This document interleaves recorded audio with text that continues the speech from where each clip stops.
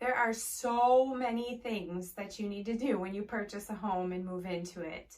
My third quick tip and piece of advice for homeowners is to go and collect some information about your local township or city that you live in.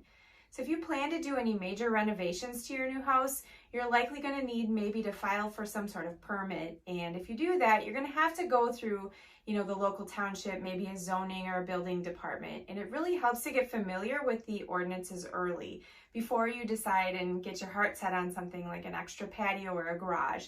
But you'll know exactly what's allowed and required, so you can kind of plan that out in advance. But if you call them and you ask questions, you just want to remember, and this is simple but important, be kind, right? So these people are the ones that can approve or deny your application. So you're going to want to be polite and friendly, and it can go a long way. They've also often worked with a lot of local contractors that maybe did work for other community members, and so they can be a wealth of knowledge. They can share information that they have.